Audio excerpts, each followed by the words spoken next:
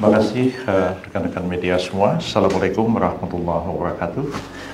Saya Yusri Iza Mahendra, Menko Bidang Hukum, HAM, Imigrasi dan Pemasyarakatan, memberikan keterangan pers ini setelah melakukan koordinasi internal pemerintah, terutama dengan Menko Polkam dan Menteri Luar Negeri tadi malam, dan hari ini kami menyampaikan keterangan pers hubungan dengan insiden kematian Juliana Marins, warga negara Brazil yang meninggal dunia karena insiden kecelakaan beberapa hari yang lalu di Gunung Rinjani di Nusa Tenggara Barat.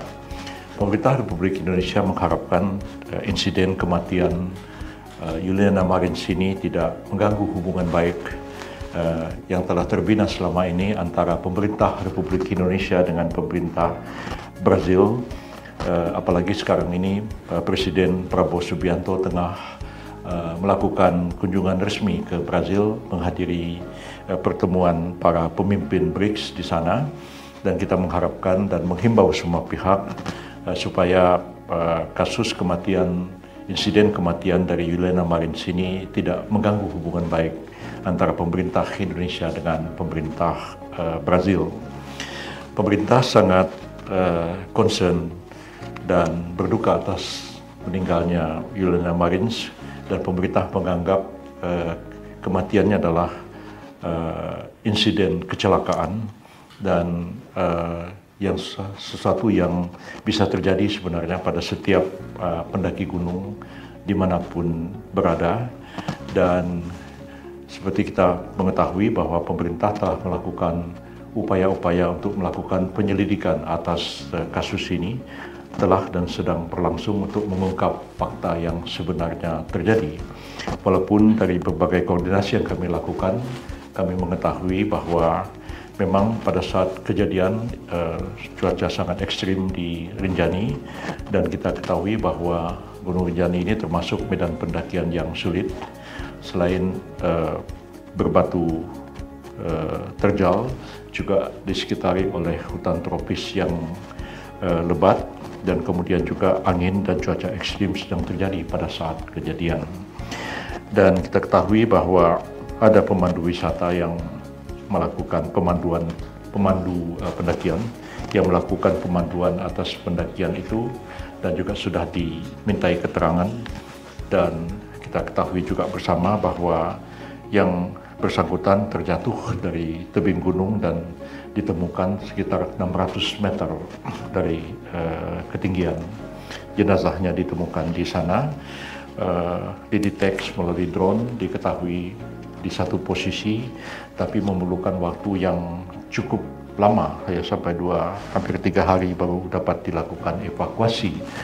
Evakuasi telah dilakukan oleh tim SAR, dibantu oleh relawan yang paham lika-liku sekitar Gunung Rinjani, dan tidak mudah melakukan evakuasi ini oleh karena lokasi yang tebing yang sangat curam, kemudian hutan tropis dan angin yang bertiup kencang ekstrim pada waktu itu, sehingga tidak ada jalan lain yang dapat dilakukan kecuali evakuasi dilakukan secara manual dan dilakukan secara vertikal ke atas. Jadi tidak bisa diharapkan seperti diminta oleh keluarga korban, mengapa tidak dilakukan penyelamatan dengan menggunakan helikopter. Dengan membandingkan situasi Gunung Rinjani dengan Gunung Himalaya, memang jauh berbeda. Gunung Himalaya itu adalah daerah pegunungan bersalju, tidak banyak pohon, berbeda dengan Gunung Rinjani yang diliputi oleh hutan tropis yang lebat dan cuaca ekstrim dan bukit yang terjal, sehingga sangat sulit menggunakan helikopter untuk melakukan upaya evakuasi, sehingga satu-satunya jalan yang dilakukan adalah evakuasi secara manual, sehingga lebih lama daripada waktu yang diharapkan. Kemudian setelah jenazah dievakuasi, telah dilakukan otopsi di sebuah rumah sakit di Denpasar, Bali, dan dilakukan prosedur otopsi sesuai dengan ketentuan atau metodologi forensik yang berlaku di dalam ilmu kedokteran, dan dapat dipastikan bahwa uh, yang bersangkutan meninggal itu antara 15 sampai 30 menit setelah tubuhnya terhempas di batu. Jadi forensik telah menunjukkan bahwa terjadi kerusakan organ dan patah tulang yang sangat parah, dan jarak antara terhempas dengan meninggal itu hanya 15 sampai 30 menit.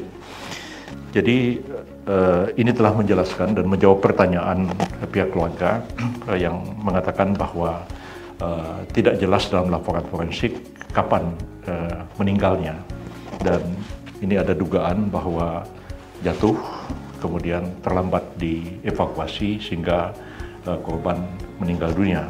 Walaupun dari segi medis sebenarnya dalam keadaan terhempas dari ketinggian 600 meter di batu, ya secepat apapun jenazah tubuh ditemukan, maka harapan untuk menyelamatkan jiwa korban itu sangat kecil kemungkinannya dapat dilakukan. Nah, jadi sehingga dari segi itu sebenarnya andai pun ditemukan dalam waktu yang sangat singkat, ya kemungkinan untuk menyelamatkan jiwa korban juga kecil, tetapi usaha untuk menyelamatkan juga dilakukan secara manual dan vertikal, dan memakan waktu sampai 2-3 hari baru jenazah diselamatkan dan dievakuasi. Dari Denpasar telah dibawa oleh pesawat Angkatan Udara Brazil dan telah tiba di Brasilia. Pemerintah terus memantau perkembangan setelah jenazah dikembalikan ke Brazil, dan mengetahui juga bahwa keluarga korban meminta kepada satu badan, yaitu badan federal untuk melakukan penyelidikan terhadap laporan-laporan, sebenarnya laporan-laporan pelanggaran HAM yang terjadi di Brazil, dan lembaga ini juga telah meminta adanya otopsi ulang, dan pemerintah menghormati, menghargai keinginan dari keluarga untuk melakukan otopsi ulang ini untuk mendapatkan hasil yang diinginkan oleh keluarga. Walaupun kami berkeyakinan bahwa jika otopsi ulang dilakukan mengikuti metode yang sama berdasarkan standar forensik yang berlaku, sebenarnya hasilnya tidak akan jauh berbeda antara otopsi yang dilakukan di Denpasar dan otopsi yang dilakukan di Brazil sendiri. Kami juga menyimak dengan seksama berbagai statement yang dikeluarkan oleh badan yang disebut dengan Federal Public Defender's Office of Brazil atau FPDO. Yes.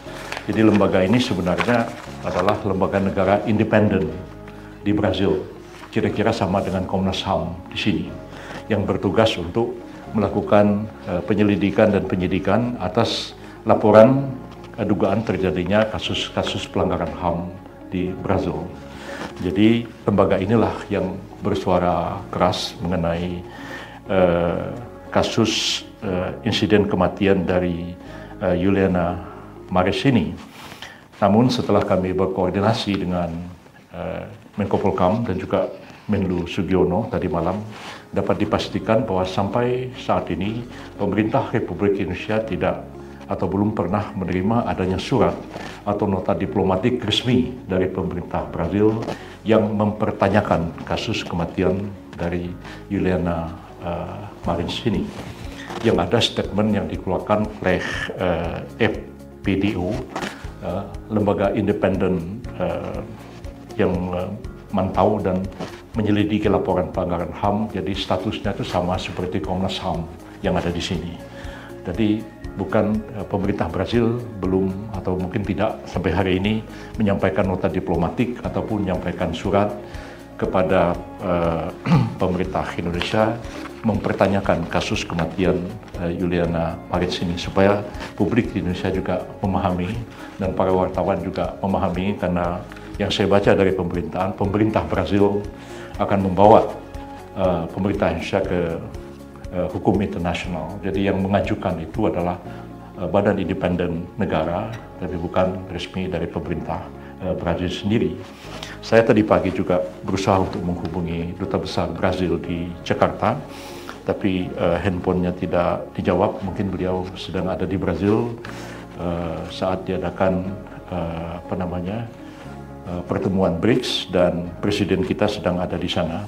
Dan biasanya memang kalau presiden kita mengunjungi satu negara, biasanya dubesnya juga ikut pulang ke negaranya untuk mempersiapkan kunjungan yang dilakukan oleh presiden kita itu. Jadi kita terus memantau perkembangan ini, dan kami juga menegaskan bahwa FBDO ini memberikan satu statement yang mengatakan bahwa mereka akan membawa permasalahan ini ke ranah hukum internasional, dan kemudian juga akan membawa ke Inter-American Commission on Human Rights. Maka kami ingin menegaskan bahwa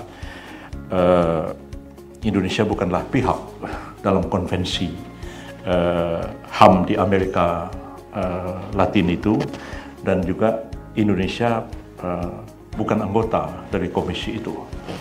Jadi tidak ada suatu upaya internasional untuk membawa satu negara ke dalam satu forum, ya, kalau negara itu bukan pihak di dalam konvensi atau statutanya, dan tidak akan dibawa ke badan itu kalau tidak ada persetujuan dari negara yang bersangkutan.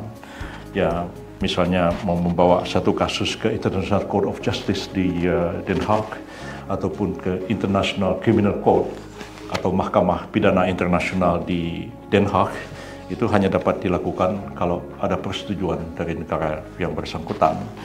Jadi kami dengan jernih memahami persoalan ini dan menjelaskan bahwa posisinya adalah seperti itu, dan kita tentu mengantisipasi setiap kemungkinan yang akan terjadi dan berharap bahwa kasus ini dapat terselesaikan dengan baik.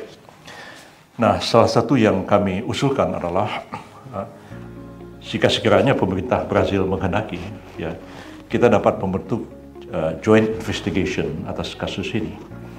Jadi aparat penegak hukum di Indonesia, dalam hal ini adalah kepolisian, dapat bekerja sama dengan pihak otoritas Brazil yang menangani satu investigasi untuk menyelidiki kasus ini.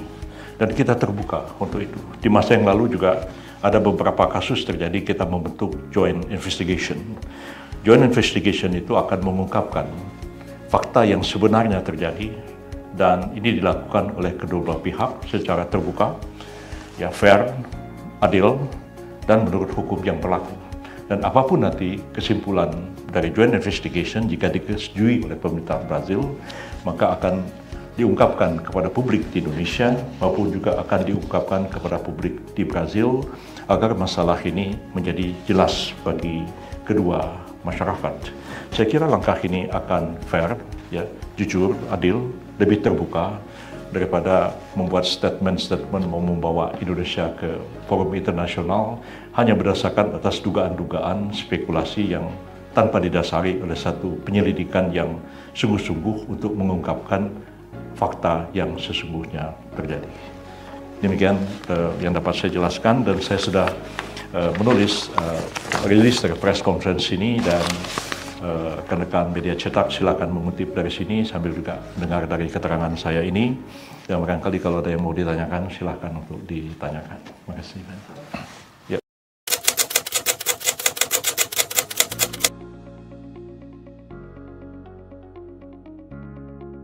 Sebenarnya sih permintaan seperti itu tidak ada pada kita. Orang minta maaf kan kalau orang itu melakukan suatu kesalahan, ya. Ya tentu kita basa-basi ya bisa mengatakannya kami mohon maaf, kami telah melakukan segala upaya, itu sih bisa saja terjadi. Tapi resmi negara kita telah melakukan upaya-upaya yang seharusnya kita lakukan. Jadi tim SAR sudah dihubungi, tim relawan juga bekerja, tapi memang tidak sebagaimana yang kita harapkan bersama, bahwa setelah korban itu jatuh, menemukan posisi jatuhnya di mana, karena juga terjadi perpindahan setelah jatuh itu, dan kemudian juga untuk mengevakuasi itu tidak semudah yang dibayangkan di tengah cuaca ekstrim dan di tengah hutan tropis yang lebat, ya, tebing yang curam. Itu tidak seperti dibayangkan di Gunung Himalaya yang memang tidak ada pohon sana cuma salju, ya kemudian helikopter bisa bergerak kapan saja melakukan penyelamatan. Medan kita itu memang medan yang berat, ya, dan kalau kita telah melakukan segala upaya yang sebenarnya patut dilakukan untuk itu, tapi memang tidak dapat lebih daripada itu, ya.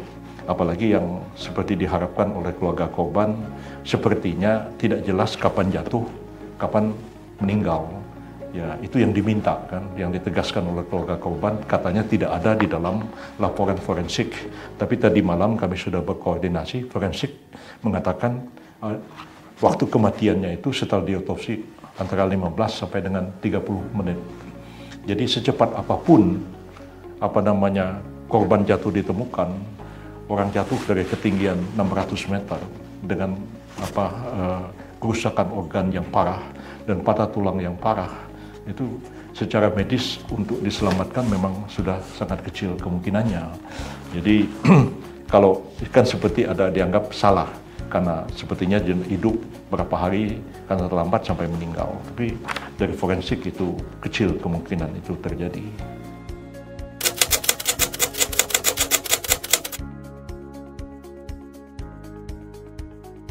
Kami belum tahu tentang hal itu karena belum terima laporan dari Brazil, baik dari delegasi maupun dari kedutaan kita di Brazil. Tapi sampai hari ini kita tidak menerima adanya surat atau nota diplomatik dari pemerintah Brazil yang mempertanyakan kasus kematian ini. Dan saya kira kita sudah memberikan cukup penjelasan dan pemerintah Brazil juga sudah mengirimkan pesawat Angkatan Udara Brazil ke Bali untuk membawa jenazah pulang ke Brazil, dan sampai detik itu memang tidak ada komplain ataupun mempertanyakan kasus ini.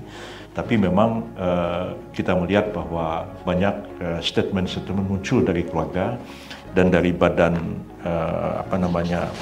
yang FPDO-nya Brazil tadi. Tapi kalau FPDO kita maklumlah, ya memang tugas dia seperti tugas Komnas HAM di sini, ya kita maklum hal seperti itu. Dan kita juga memaklumi statement-statement dari keluarga, mungkin mereka juga sangat sedih dan berduka atas wafatnya salah satu anggota keluarganya. Sebagaimana pemerintah Indonesia juga sangat concern dan berduka atas wafatnya Juliana Marinsini dari insiden jatuh di Gunung Rinjani ini. Jadi seperti itulah keadaannya. Kita dengar nanti mungkin ada pembicaraan di sela-sela pembicaraan bilateral antara Presiden Prabowo dengan Presiden Brazil mungkin akan dikemukakan, tapi saya yakin bahwa Kementerian Luar Negeri juga sudah memberikan banyak masukan kepada kedutaan kita di Brazil untuk mengikuti perkembangan tahap atas kasus ini. Yang paling penting adalah kita di dalam negeri juga jangan memahami situasi ini dan supaya tidak mengganggu hubungan baik antara kita dengan Brazil.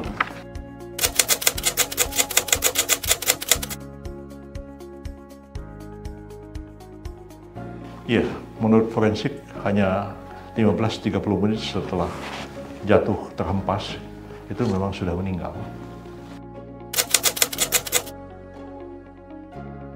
Kalau perdebatan netizen, ya susah juga kita mau komentari ya. Tapi pada akhirnya kita harus jernih juga melihat ya, membayangkan orang terjatuh dari ketinggian 600 meter, jatuhnya di batu. Jadi memang ya spekulasi bisa jadi buat orang. Tapi forensik memastikan dari bedah mayat dia diketahui bahwa korban meninggal dalam waktu sependek itu.